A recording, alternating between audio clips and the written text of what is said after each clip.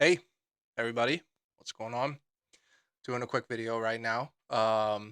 Carson was in the news a little bit and I got tied into it. So I'm just doing a quick video to address it. Um, Carson put a post out on Twitter because he's been pretty active on his socials now with engagement and activation. So he has been doing a lot more outreach to chronicle his journey back up the ranks of NASCAR. This is something that I suggested he do because as I got to know him as a person, and found what kind of person he was as a there's an authenticity that people in in the NASCAR space crave, and I think that he will do really well if he continues to document this journey. But if you don't already know, and if you're watching my videos, you probably already do know. He put a tweet out last week that he is going to have his face tats removed, and as we speak, it's already been done. But when this first was tweeted, it got picked up by a few different publications, including Bro Bible, which was the old Barstool before Barstool, and I'm kind of surprised that Barstool didn't pick it up. There's Mike Harmon. Um, and so when this happened, it got a little viral, went outside of just the NASCAR realm, and um, inevitably, because I've been his only Xfinity sponsor this year, I've got taking away Aura and all that Gen Z stuff. Um, the answer is no. And any of you who actually know me or have seen me at the racetrack, I'm usually in a tank top. I have a full sleeve, and my back is almost completely tatted as well. So um, it never bothered me. But one thing that, as I've gotten to know Carson, because what started as what was supposed to be like a very one-time thing. I wanted to get into the Martinsville race. I really enjoy the Martinsville race. Ryan had already sold the Martinsville race, so I didn't have a way in. So this was just an opportunity to have the fourth year in a row at Martinsville, and so we I got to working with him, and he's very candid with me about his past. I did my own research, and um he's worked so incredibly hard to try to bring me value, and I started working with him on his social reach, trying to grow his channels and trying to get him in front of more eyeballs. And there's nothing that would uh make me happier than if he found a big sponsor. And unfortunately, there are people in the world where the face tat thing still matters to them, and they might be turned off by it. And so I did tell him I thought it was a good idea, but at no point in time was it ever going to impact uh wanting to associate our brand with him. So um that was a decision he made completely on his own, and I think it could potentially help him land a longer term sponsor, kind of like how Ryan got Classic Collision, which allowed him to be more set and have the flexibility to go out and find other sponsors, which increases his value um, as a driver. And so, speaking of which, this weekend, if you squint really really hard, you'll be able to see us on the lower quarter panel at Dover for Ryan. Uh, we I wanted to continue supporting Ryan and his racing, so we did a small.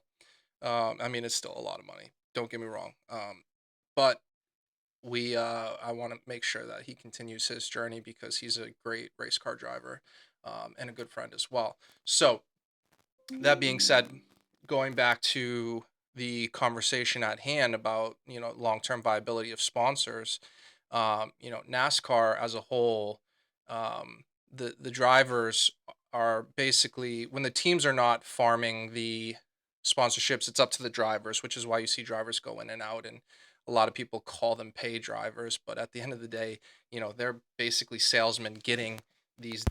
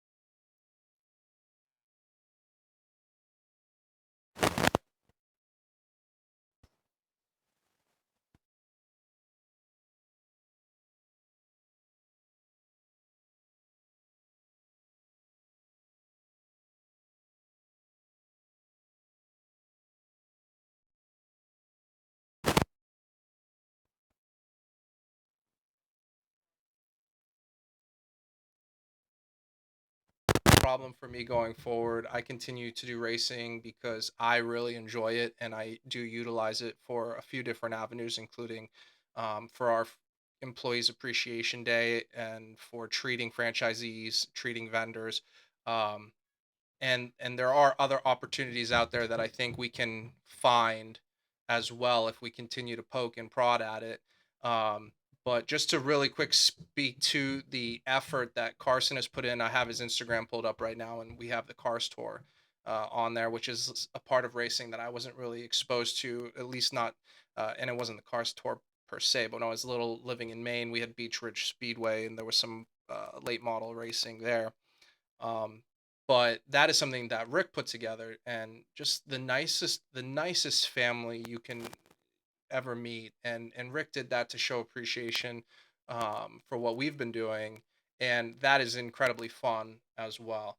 A little risky move to bring me to Hickory because once I saw those Bandoleros running, and I might pull all my NASCAR money and put it into a Bandolero team because I have a 6-year-old, and I had a ton of fun watching those kids go around, and they looked like they were having a ton of fun. And I know once that bug bites, it's game over. So um, only half joking about that, but anyway, if you want to support Carson, go to his website. He's got new merch. We've been able to do some pretty cool designs with our sponsorship. Obviously, the black and gold always plays, and we have great branding. So um, if you want to support long term, then you